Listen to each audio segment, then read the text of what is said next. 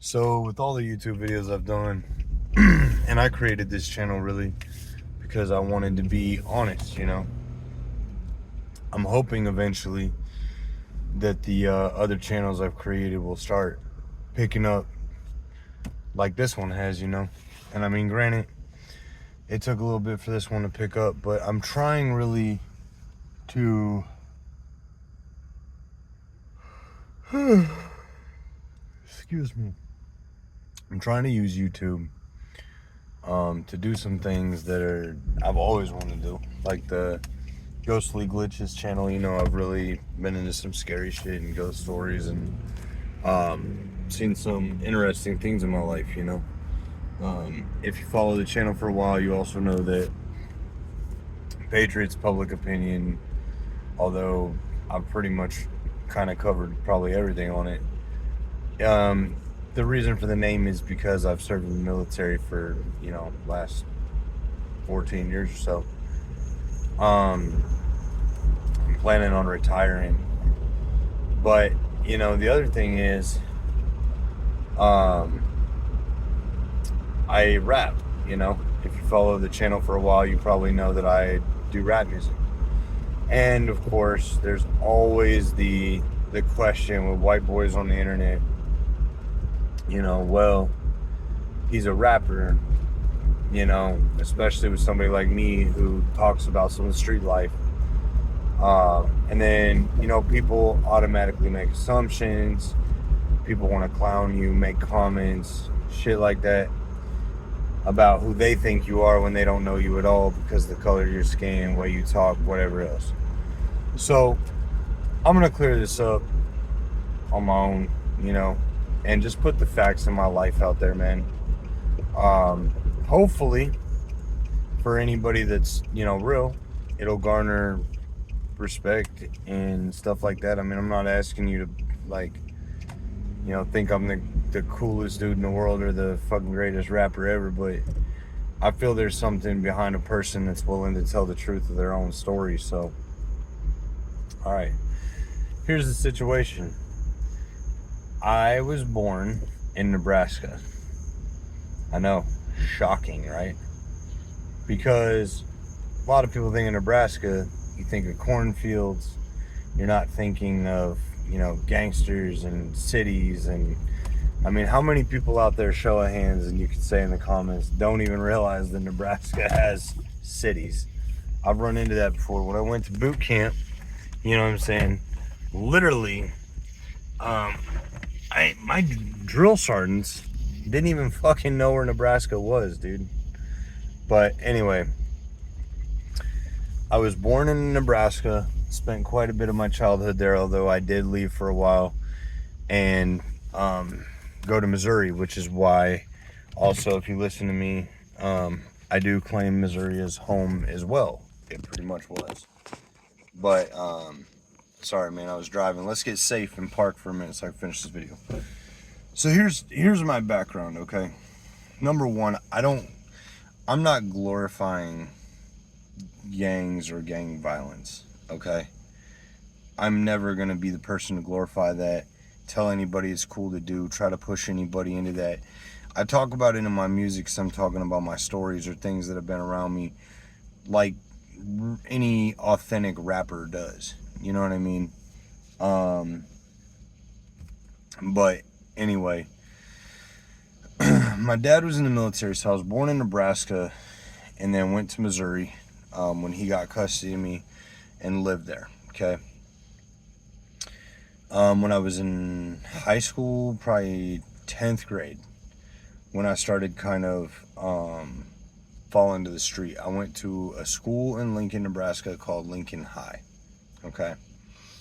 And for those of you that don't know, Lincoln, the college town, is a massive drug scene. So a lot of hustle, a lot of, money makers and shit on the street.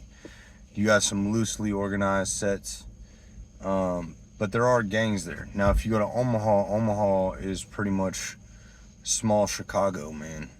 North Omaha especially. I mean, you got some shit going on in Omaha, and it's real there. So if you've never been in Nebraska, you take that shit as a joke and you end up rolling through North Omaha. I mean, just keep your wits about you. You know what I'm saying? But I started really falling towards the street when I was going to Lincoln High School. Lincoln High School was the project school. It was between a bunch of the little hoods, you know what I mean? And it kind of started with my friends, just basically the people I hung out with and I thought were cool, you know. They were skater kids and kind of in the drug crowd. Now, I was never like a druggie, you know what I'm saying? But I was fascinated by what I saw some of the dealers making, you know. And like, I mean, there's dudes going to high school for a day and leaving school, you know, fucking $500-600 in their pocket, you know what I mean? Selling pills, selling weed, you know, whatever else. And like I said, I'm not glorifying this. It's just my young, immature brain. This was going on, you know. I had some really good friends that were gangster disciples and some really good friends that were Bloods. But Lincoln High had everything, man. I knew a couple Crips. I knew Vice Lords, P-Stones, you know, whatever else. There were Sureños, all that kind of stuff, right? But originally, what I got into was the hustle mindset, the making easy money, all that kind of stuff. I'd also always kind of had some anger towards my mother. My mother pretty much abandoned me and my dad when I was like 3. So I had kind of the opposite story of a lot of people in bad neighborhoods. I actually had a single father that worked hard and raised me. My mom took off and abandoned me, and she was, you know, she'd gotten into a lot of things I don't want to talk about, but she wasn't a very good person. I slipped up and got in trouble when I was in high school. And me and my dad kind of had it out because my dad was a really good person. You know, he didn't want me involved in a lot of stuff I was involved in. So, you know, my dad, we had to separate for a little bit. You know, we just could not live together anymore because I was becoming too much of a handful. So my mother, who moved like every 3 years, different places, whatever, we didn't know where she was half the time, happened to move back to Lincoln, okay?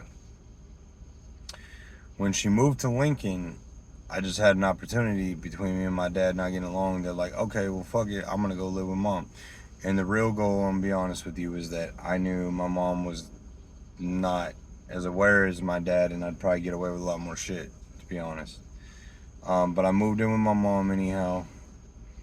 And then basically I had a stepfather who was just kind of a piece of shit, didn't treat me or my siblings very well. My mom, I'll be honest with you, man, and I'm not trying to get into it too much. I don't think my mom ever really liked me, in all honesty. I think she took me into the house because I only had a couple years left. It was easier for her. And it was kind of smack in the face to my dad, right? Like kind of a way to be like, oh, you're not raising him the right way. So, you know, now I get to take over and, you know, finish growing him up for a year and a half or whatever it was. Automatically, we get in my mom's house, they put me in the basement. My whole bedroom and shit was in the basement. And I had a side door out the staircase that went up from my room. I didn't even have to go in the main house. I could just, you know, I was serving people and fucking going out doing whatever on the street in the middle of the night, and nobody fucking knew the difference. You know what I'm saying?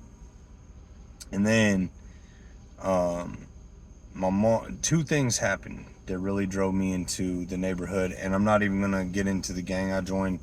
It's a neighborhood set from that area that a lot of people probably wouldn't know unless you're from there. And I also just don't think it's important. I think it's a glorification and shit to do all that. But so number 1, I saw my first major homicide. You know, there's a kid named Andy Lubin. I was actually friends with his sister, went to high school with his sister. Didn't know Andy super well, but I knew him a little bit. And Andy was rolling on the drugs hard. We used to call them pogs back in the day. You know, if you're anybody that knows about that kind of stuff, then you know you know what I'm saying, what that is if you're from the Midwest. But other than that, I mean, I'm not gonna get into it. But he rolling on the pogs hard. He was a street dude. And his homie that was rolling with him start tripping out, start seeing demons and shit like that. And fucking picked up a pair of scissors, man, slashed Andy up and killed Andy. Around the same time, another kid I went to high school with got killed at a party for his watch. Called him Baby D, you know. Just had a nice watch his mom gave him for his birthday and shit like that. And he gone to a party with some girl. 3 dudes from another area, you know, they seen the watch, decide they're gonna try to rob him. He started fighting back, so they decided to shoot him, killed him, you know. 3 dudes end up, I think it was 80 years for each one, all for a fucking watch, you know what I'm saying? So I started to see how real the streets were, and like the importance of having a crew behind you and a neighborhood behind you, people to protect you and have your back. And also just a lot of bad shit that was going on, like the chaos. And then my mom, you know, this was crazy. So my stepdad, she didn't want to admit it at the time, but my stepdad was out fucking other bitches. He had a construction job where he was on the road fucking going and working in other cities and shit. He's fucking other bitches, and then he was like smoking weed and shit like that on like a big scale too, like trying to party. First time my mom found drugs that were his, and oh bullshit, it was like a fat sack of weed, you know. Instead of trying to blame it on this piece of shit, you know what I'm saying, because my mom always cared more about the man in her life than her kids, she decided she was gonna put the blame on, you know, me. Because I don't think, like I said, me and my mom ever liked each other very much. That kind of went more complicated. You know, she was already pretty much getting sick of me living in the house. And I think it was easier because I was always in trouble to just blame me than admit that her husband was a cheater and a fucking drug addict. You know what I'm saying? So I ended up getting arrested, got put on probation, had to go to the court system, all that. Basically caught my first criminal charge, which wasn't a big deal. But my mindset as a kid was basically like, all right, well, I'm going to get blamed for this, and I didn't even do it, so fuck it. Like, now I'm in it. You know what I mean? Like, what does it matter? I'm going to do this. Then this neighborhood set that I was a part of clicked up with another set, another gang that actually ended up being connected to North Omaha. And so we started riding through Omaha, and it was like 2007, 2008, like my junior and senior year. There was warfare that broke out between that big set and another set in Omaha. It got real bloody and violent. And shit, man, probably between junior and senior year alone, I probably went 6-7 funerals. And that's not even all the funerals. Now, it wasn't all gang related. Drugs were just a huge thing there too, and man, people overdosed. You know what I'm saying? Had some friends that got car accidents, like 1 or 2 car accidents, but a lot of it was gangbanging, dude. People getting shot, people get stabbed, drug deals gone wrong, all this kind of shit. You know what I'm saying? But it wasn't a lifestyle that I ever was like, oh, there's a future in this. I mean, there was probably a time in my life when I wasn't exactly feeling good about myself or looking at a future at all, you know, past what I was doing as a kid. And I basically just thought my life was going to end there, you know, where I was living and growing up anyway. So I think that's what made that life so easy. I just didn't really figure I was going to make it past that. You know what I'm saying? But I did, man. And, you know, at the end of the day, I found other ways. Me and my dad, you know, we started getting along, made a lot of shit up. I had good friends on the street, man. This is one thing I think a lot of people lack. I had good friends on the street who were like, bro, you're not built for this. Like, you're too smart for this. Go do something else. You know what I'm saying? And eventually that's when I found my love for music. And then eventually I went into the military, you know what I'm saying? And just left everything completely. And, you know, I still do the music, still talk about all that stuff. and all that, but like really I'm not the person I was growing up there. You know what I'm saying? And so the reason that I'm putting this out here is just to explain, you know, there's some of us white boys, man, that are real, that come from real places, and we really get down like that, and you know, went through some shit. Every state, every town has its bad places. It's, you know, rough people. I'm not King Von or nobody, man, but you know, I feel that I have a right to talk about my experiences.